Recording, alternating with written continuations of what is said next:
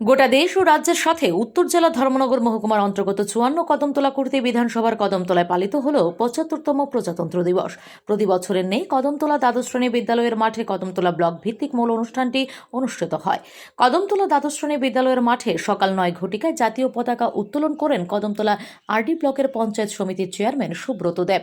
তারপর পরিবেশন করা হয় জাতীয় সঙ্গীত। স্থানীয় শিল্পীরা সঙ্গীত পরিবেশন করেন, পাশাপাশি এলাকার কচি কাচারা নৃত্য পরিবেশন করেন। তারপর চলে নানা ধরনের ক্রীড়া প্রতিযোগিতা। পতাকা উত্তোলনের পর স্বাগত ভাষণ রাখেন কদমতলা পঞ্চায়েত সমিতির চেয়ারম্যান সুব্রত দেব।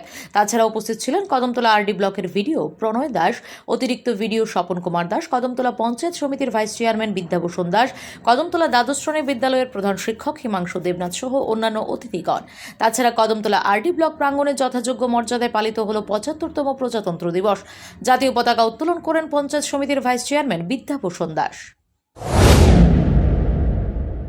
৭৫তম প্রজাতন্ত্র দিবস উপলক্ষে আমরা কদমতলা স্কুল মাঠে অনুষ্ঠান করতে যাচ্ছি।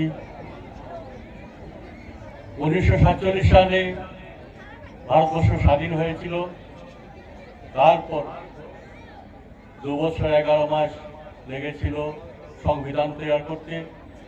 1950 ইংরেজির এই 26শে জানুয়ারি ভারতবর্ষের সংবিধান তৈরি হয়েছিল। তখন থেকে আমরা স্বাধীন ভারতবর্ষ পেয়েছিলাম। এই সংবিধানটা পৃথিবীর মধ্যে সবচেয়ে লিখিত আকারে যে সংবিধান হয়েছিল, সেই সংবিধান হয়েছিল ভারতবর্ষে। তখন থেকে ভারতবর্ষে কিছু ছিল না। আমরা জেনেছি যে বিদেশ থেকে সবকিছু আসতো, তারপরে ভারতবর্ষ চলত। Bureau report, S Bharat live 24 hours.